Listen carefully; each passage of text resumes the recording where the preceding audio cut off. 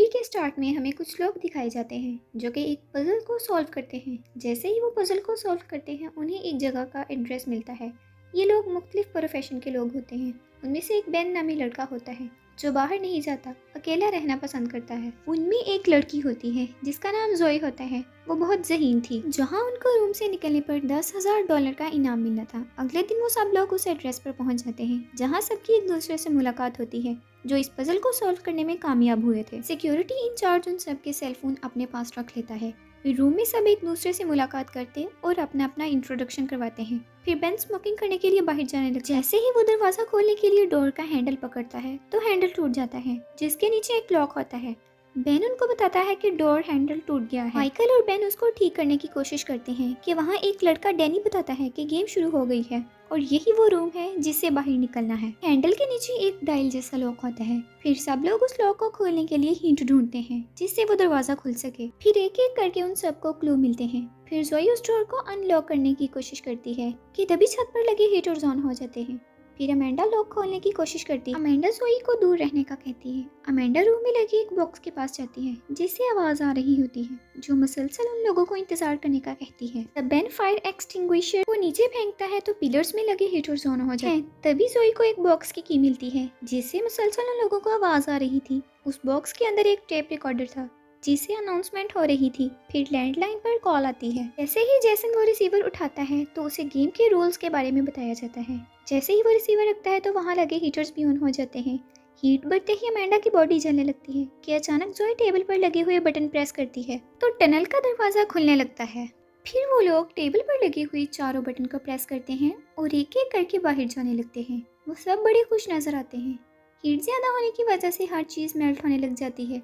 फिर जोई पानी की गिलास भर भर के उन बटन पर रखती है ताकि बटन प्रेस हो और सब बाहर जा सके। जोई पानी के 3 गिलास भरकर बटन पर रख देती है मगर चौथे बटन के लिए पानी खत्म हो जाता है। तब बेन अपनी वाइन निकालकर उस गिलास में डालता है और उस बटन को प्रेस करता है। जैसे ही वो सब लोग बाहर जाते हैं रूफ हीटर्स टेबल पर गिर जाता है और रूम में आग लग जाती है। वो सब लोग अगले रूम में पहुंच जाते हैं कि अमेंडा वहाँ पर लगे सीसीटीवी कैमरा पर उनको बाहर निकालने का कहती है।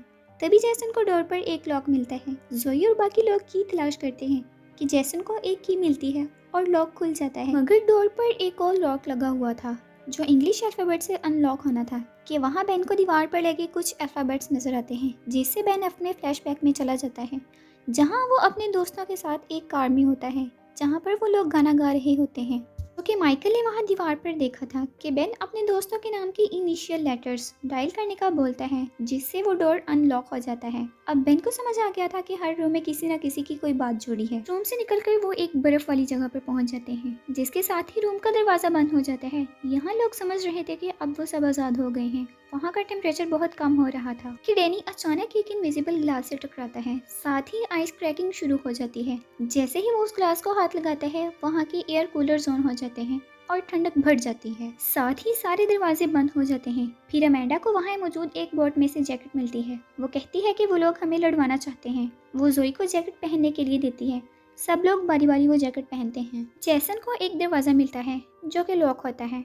अब उनको उस दरवाजे की ढूंढनी थी। जोई को उस बॉक्स पर ट्रू नॉर्थ इज अ लाई लिखा नजर आता है। माइकल को एक ट्री पर फिश रॉड नजर आती है। वो उसे उतारकर अपने बाकी साथियों को बताता है। बेन एक हॉल में गिर जाता है। वो सब लोग उस फिश रॉड को हॉल के अंदर डालते हैं। जोई को जैकेट की पॉकेट से एक कंपास मिलती है। वो नॉर्थ की तरफ जाती है कि उसे भेड़िए के मुंह से एक मैग्नेट मिलता है।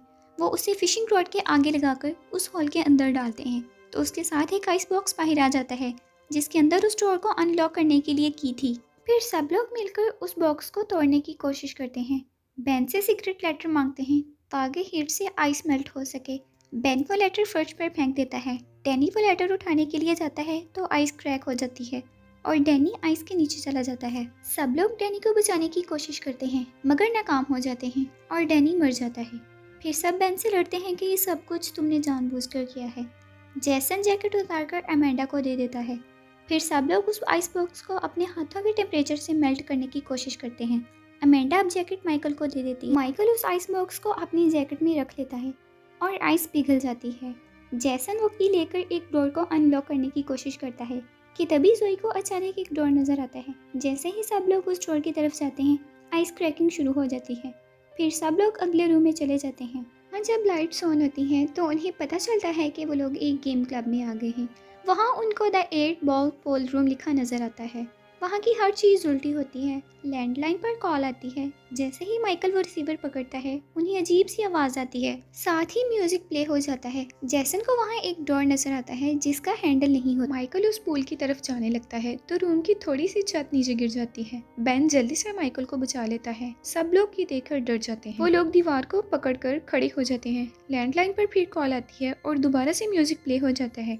अमेंडा बॉल स्टैंड पर चढ़कर उस रेडियो को बंद करने की कोशिश करती है मगर म्यूजिक बंद नहीं होता। हाँ, कैबिन में अमेंडा को एक बॉक्स मिलता है जिस पर कोड लगा हुआ था। सब लोग अमेंडा को बारी बारी कोड बताते हैं मगर वो बॉक्स ओपन नहीं होता। जोई को एक स्लाइडिंग पजल दिखाई देती है। जोई टूटी हुई छत को क्रॉस करके दूसरी तरफ चली जाती है। माइकल भी जोई के पीछे चला जाता है। फिर माइकल जोई को ऊपर उठाता है ताकि स्लाइडिंग पजल को सॉल्व कर सके। थोड़ी देर के बाद जैसन के नीचे से भी स्लैब गिर जाती है और वो लटक जाता है। बेन भी जंप करके दूसरे साइड पर चला जाता है। फिर जोई उस स्लाइडिंग पजल को सॉल्व कर लेती है। फिर वो लोग अमेंडा को एक कोड बताते हैं मगर उससे बॉक्स अनलॉक नहीं होता। सब लोग उस स्लाइडिंग पजल के साथ लटक जाते हैं। जोई नीचे गिर जाती है और बेहोश हो जाती है। जैसन जोई को उठाता है। जोई अमेंडा से कहती है अगर ये रूम उल्टा है तो उसका कोड भी उल्टा होगा। अमेंडा वो कोड ट्राई करती है तो बॉक्स ओपन हो जाता है और डोर का हैंडल मिल जाता है। अमेंडा टेबल पूल के साथ लटक जाती है तो उसकी पॉकेट में से हैंडल बॉल नीचे गिर जाता है। अमेंडा स्लैब पर छलांग लगाकर वो बॉल को पकड़ लेती है। वो बॉल को जैसन की तरफ फेंक देती है। स्लैब गिरने लगती है तो अमेंडा रिसीवर को पकड़कर लटक जाती है और नीचे गिर जाती है। जैसन उस बॉल हैंडल को डोर में लगा देता है और डोर ओपन हो जाता है।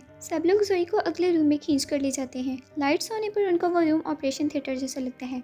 वो स्ट्रेचर के पास आते हैं तो उनको ऐसे महसूस होता है जैसे वो उनका अपना ही रूम हो। वहाँ सबको अपने अपने नाम की फाइल्स मिलती है। वो एक दूसरे को अपने अपने बारे में बताते हैं। जोई कहती है कि वो देखना चाहते हैं कि हम सब में से लकी कौन है। तभी वहाँ पर मौजूद टीवी पर ये चलता है कि अपनी लिमिट्स को टेस्ट करके अपने लिए राहें बनाएं और अगले 5 मिनट तक आप इस रूम में रह सकते हैं। उसके बाद जहरीली गैस छोड़ दी जाएगी। उसके साथ ही उनका टाइमर स्टार्ट हो जाता है। बेन जोई को कहता है कि वो लोग हम पर नजर रखे हुए हैं। ये सुनते ही जोई वहाँ पर मौजूद तमाम सीसीटीवी कैमरास को तोड़ने लगती है। माइकल को वहाँ एक्स्ट्रा मिलता है। वो उस एक्स्ट्रे को रोशनी पर रखकर देखते हैं। वहाँ एक कोड होता है। बताता है कि ये एक साइन लैंग्वेज है। हम लोग उस लैंग्वेज को जानते हैं और ये मीनस को भी पता होगा। फिर वहाँ ईकेजी मशीन को तलाश करते हैं। जैसन कहता है कि 3 मिनट के बाद ये गैस छोड़ दी जाएगी। जोई उनको बताती है कि ये एक गेम है और हम यहाँ से दूसरे तरीके से भी निकल सकते हैं। जैसन उस ईकेजी मशीन को ढूंढ लेता है। वो बेन की बॉडी पर कुछ ट्यूब्स लगा देता है ताकि हार्ट रेट का पता चल सके। ही उनका अगला क्लू होता है लेकिन बेन की हार्ट रेट बहुत लो होती है। फिर वो माइकल की बॉडी पर टेस्ट करते हैं लेकिन माइकल की हार्ट रेट भी फेल हो जाती है। जैसन वो माइकल को इलेक्ट्रिक शॉक लगाने का कहता है जिससे हार्ट बीट बढ़ जाएगी।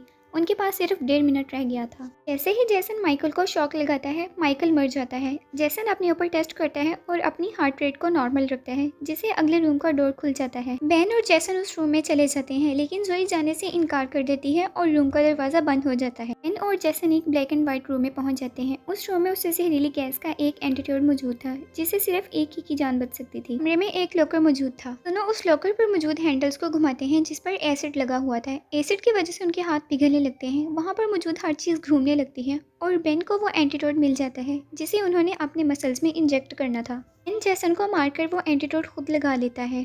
फिर बेन रूम से निकलकर गेम के आखिरी रूम में आ जाता है जहाँ उसे एक कोड एंटर करना था। फिर माइनोस के लोग जोई वाले रूम में आते हैं ताकि डेड बॉडीज को वहाँ से ले जाया जा सके। उठकर अचानक उन पर हमला कर देती है और मार देती है। वहाँ से पिस्टल लेकर बाहर आ जाती है। दूसरी तरफ बेन जिस कमरे में था वो आहिस्ता आहिस्ता टूटना शुरू हो जाता है। फिर बेन उस रूम से बाहर आ जाता है मगर बेन की टांग बहुत ज्यादा जख्मी हो चुकी थी। फिर बेन वहाँ से बेसमेंट में आ जाता है। वहाँ गेम का मास्टर आता है। वो बताता है कि मैं सिर्फ कमरे बनाता हूँ और तुमने अपने सब दोस्तों को मारा है। फिर वो बेन का गला दबाने लगता है कि जोई वहाँ आकर गेम मास्टर को शूट कर देती है। जोई बेन को उठने का बोलती है। वो उठकर जोई पर हमला करने लगता है। तभी बेन उठकर उसके सर पर कांच की बोतल मारता है। दोनों उस गेम मास्टर को मारकर वहाँ से निकल जाते हैं। गेम के लास्ट में सिर्फ जोई और बेन ही बच जाते हैं। उनका ट्रीटमेंट चल रहा होता है। हॉस्पिटल में एक पुलिस इंस्पेक्टर आकर जोई को उस जगह ले जाते हैं जहाँ वो लोग बंद हुए थे लेकिन वहाँ उनको कुछ नहीं मिलता। पुलिस जोई की बात पर यकीन नहीं करती। कुछ दिनों के बाद बेन और जोई की मुलाकात होती है। बेन को अपने साथ न्यूयॉर्क जाने का कहती है ताकि वो माइनोस का पता लगा सके। उसके साथ ही मूवी खत्म हो जाती है।